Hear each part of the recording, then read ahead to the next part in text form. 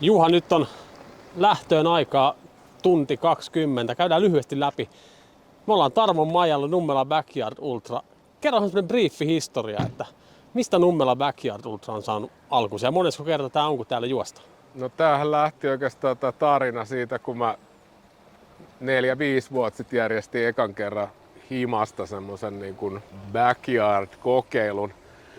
Mä olin kuullut niin kuin varmaan ehkä Mikenkin jutuista, kun he järkkäs Siikajärvelle ekan backyardin, että hei, tää voisi olla mielenkiintoinen homma. Ja me ihan kavereiden kanssa sit järkättiin ja vaimo teki pizzaa sit siellä kotona ja syötiin siitä tunnin välein ja juostiin. Ja se oli aika kiva juttu, ja mä ajattelin, että tätä olisi kiva kokeilla vähän isommin. Ja sittenhän me tultiinkin jo aika pian niin isompiin tiloihin, että me oltiin eka tuolla yhden suunnistusseuran varastolla, joka oli kisakeskus, ja sitten seuraavana vuonna jo tämä, mutta me mentiin aina silloin suljetulla ajalla. Eli mulla oli ihan siinä sekin, että mä halusin järjestäjänä vähän rajata sitä aikaa, että kun halus hallita sen oman kans rasituksen ja hakea sitä kokemusta. Ja se oli itse asiassa aika kiva, kun meillä oli tässä 12 tunnin kisa ja oli aika koviikin nimi juoksemassa ja tuli hyvää palautetta ja varmaan sitä kautta vähitellen reitti tutuksi. Ja sitten Hermannin Mikael otti yhteyttä ja kysyi yllättävän kysymyksen, että haluatko järjestää satelliittikisan Suomessa. Ja se oli vähän, että että ajattelin silloin, että tällaisia puheluita ei hirveän usein tule, että niin tähän on tartuttava. Ja mentiin suoraan syvään päätyyn viime vuonna, että suoraan MM-kisoon järkkäämään ja se oli tosi jännää, että niin nyt on ehkä kokemusta aika paljon enemmän, mutta on juoksijoitakin enemmän. Et meillä oli vain 14 juoksijaa satelliitissa, mutta nyt on 50 juoksijaa ja sanoisin, että taso on vähintään sama, koska nyt on laajempi pohja täällä juoksijoita, niin mä odotan tosi paljon kovia tuloksia tänäkin vuonna. Että satelliitti oli hyvä harjoitus ja nyt mennään sitten ihan oikeasti. Et ensimmäinen oikea Nummela Backyard Ultra ja avoimella ajalla ja sitten niin, että kaikki sai ilmoittautua halukkaat. Että myös taso on aika laaja. Täällä on 6 kierrosta menneitä ja 55 kierrosta menneitä. Että tosi kiva. Kaikki lähtee samaan aikaan aina ja samalta viivalta. Että sosiaalinen juttuhan tää on myös, että tuolla ollaan majassa sitten yhdessä huoloissa välillä ja sitten osalla täällä matkailuautoja ja telttoja, että kisakylä on rakentunut. Me voidaan itse asiassa samaan aikaan vaikka kävellä vähän tuonne katsoa tuonne itse asiassa niin Tarmon majan sisään ja kurkkaa.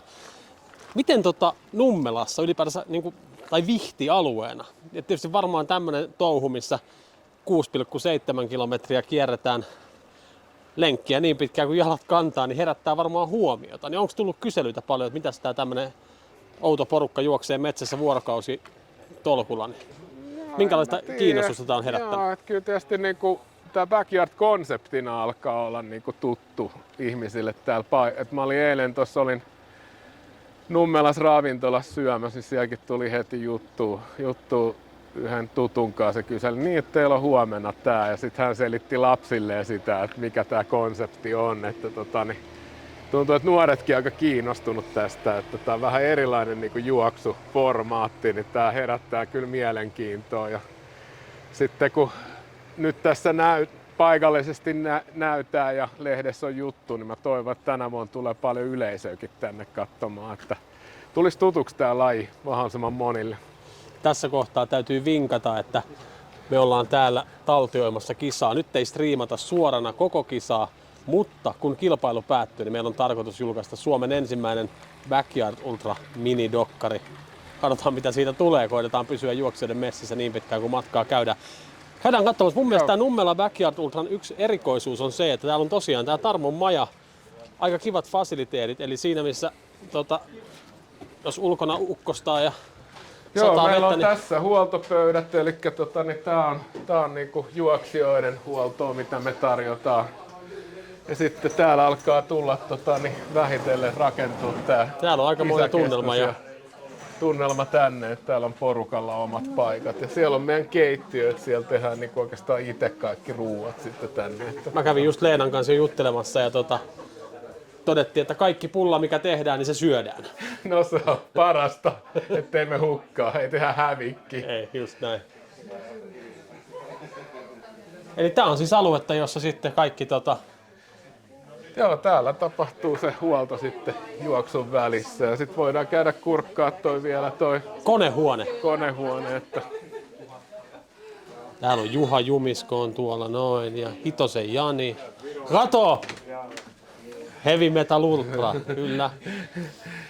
Hannes siellä. Kova Viron täällä meni. oli tosiaan meidän sitten nämä aja-autot ja kepsiseurannat ja nämä systeemit hoituu täältä konehuoneesta käsi. No kerro nyt silleen tiivistetysti joku erikoispiirre, joka liittyy Backyard Ultran tulospalvelun järjestämiseen. Onko siinä joku, miten se eroaa jostain perinteisestä juoksukilpailusta? No siis haastavahan siinä on se, että niinku, meillä tulee niinku tosi paljon periaatteessa niitä väliaikoja, kun niitä tulee joka kierroksella ja sitten ehkä niinku, mä sanoisin, että se tärkein asia, mitä ihmiset seuraa, on se, että jatkoko juoksija vai ei. Että ei se nyt ehkä se kellonaika on niin oleellinen, mutta sitten toisaalta siinä on semmoista mielenkiintoa, että sitten kun lajille vihkyytyy tosi paljon, niin lähdetään analysoimaan näitä, että aha, tämän juoksijan kierrosaika heikkeni minuutilla, että nyt on varmaan jotain pientä hiipumista jo, että kyllä siitä vähän niin kuin näkee osviittaa, että mihin suuntaan se on menossa se homma, että kyllä niitä aikojakin katellaan. No jos sä olisit nyt siellä kotisohvalla katsomassa kisaa, niin minkä palveluiden äärelle nyt Nummela, mitkä tulospalvelut ja minkälaisia seurantoja sulla on tarjolla näistä värkeistä? No kannattaa mennä sinne meidän kotisivulle www.nubu.fi löytyy, niin siellä on kepsiseuranta on tosi mielenkiintoinen, eli palluraista katsotaan, että missä juoksijat menee, kauhean kiva katsoa, se on 20 juoksijaa on niin kuin kepsiseurannalla, ehkä ne ennakkoon niin kuin kovimmat backyard-menijät, et en mä asti taas huomioinut kauheasti siinä muita tuloksia. Ja sitten meillä on tähän tulos Exceliin linkki, että sieltä näkee, että millä kierroksilla mennään. Ja sitten Speedinetin linkki, mistä tuolta näkyy, niin sieltä sitten voi seurata niitä kierrosaikoja ja lepoaikoja ja liikkeelläoloaikoja. Että näitä kannattaa sieltä kurkkailla linkeistä kaikki. No sitten kohta me lähdetään juoksemaan, tai juoksijat lähtee juoksemaan ja me jäädään jännittämään. Heitä viimeinen veikkaus tässä kohtaa, että milloin päästään kotiin? No, mulla on oikeastaan niinku toive ja veikkaus, että mä kyllä toivoisin, että tulisi Suomen ennätys 41 kierrosta, mutta sitten realismi vetää vähän mun ajatuksia sinne sunnuntai-iltaan, mutta kyllähän silloinkin on jo tehty niin kuin lähelle 40 niitä kierroksia, että paljon tehdään kierroksia, mutta se olisi kyllä aika huippujuttu se Suomen ennätys. Sitä jäädään odottaa. Ei muuta Juha kuin tsemppiä kisa ja tuolla ne kohta lähtee matkaan.